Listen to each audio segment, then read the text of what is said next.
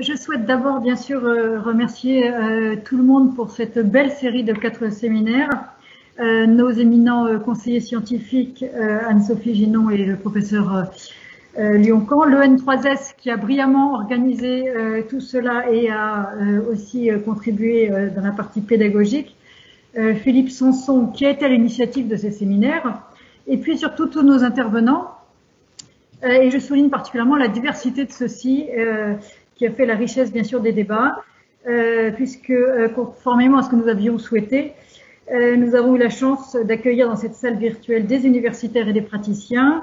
des représentants plus de la centrale et puis des hommes de terrain, des spécialistes de la sécurité sociale et du droit du travail, ce qui était extrêmement important pour nous, et puis aussi des partenaires sociaux. Paradoxalement et de façon assez inattendue, nous avons été aidés par les conséquences de la pandémie, puisqu'au lieu du public très restreint, nous avions imaginé une quarantaine de personnes, nous avons pu ouvrir largement ces séminaires à plus de 100 et voire jusqu'à 200 personnes inscrites, et cela a été paradoxalement une vraie chance, qui nous a permis de constater que le sujet un peu aride et technique du détachement intéressait beaucoup plus largement que ce que nous croyons. Comme on le dit en politique, il y a donc une envie autour du thème du détachement, et donc cela nous pousse naturellement à imaginer une suite. Comme l'ont indiqué les intervenants de ce jour, en particulier Madame Beria, mais l'avait également souligné d'autres intervenants, comme le professeur Lyon-Camp, il reste une question fondamentale qui est encore trop absente, non pas évidemment de nos pensées, mais peut-être de nos conclusions et de nos travaux. C'est le travailleur lui-même, le travailleur salarié ou indépendant, ses ayants droit, car il semble que l'intérêt de ce travailleur, qui est théoriquement évidemment central, reste précisément trop théorique. Certes, lorsqu'une demande de dérogation ou de prolongation des détachements est déposée auprès d'un organisme tel que le CLES, c'est bien l'intérêt de l'assuré qui doit être pris en considération, mais en vrai, qu'en est-il ? Avons-nous aujourd'hui les outils objectifs pour évaluer et mesurer cet intérêt? Les utilisons-nous? N'avons-nous pas tendance à considérer que la continuité de l'affiliation prime sur les autres considérations et notamment le niveau des prestations à venir?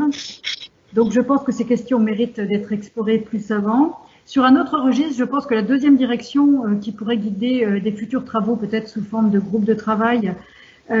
et en particulier dans la perspective de la présidence française de l'Union européenne,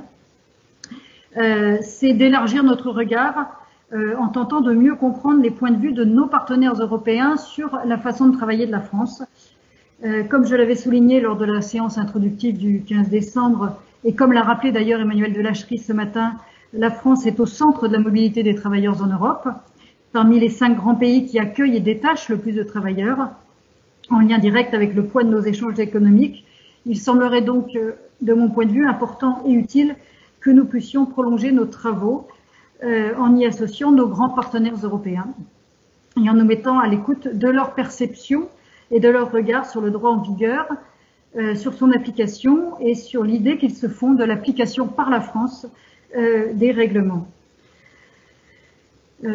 Pour conclure, une toute petite citation, Edgar Faure avait intitulé le premier tome de ses mémoires « Avoir toujours raison, c'est un grand tort ». Je crois donc que cela reste très vrai. Peut-être est-il urgent pour nous tous de considérer que l'interprétation que notre magnifique pays fait des textes n'est pas toujours la seule, et que nous devons donc envisager que d'autres États aient une vue légitime sur cette interprétation, sur les questions trop complexes que sont le détachement, la pluriactivité, l'intérêt immédiat et futur des travailleurs européens. Et donc je pense que ce sont toutes d'excellentes raisons pour continuer à travailler ensemble. Merci à tous.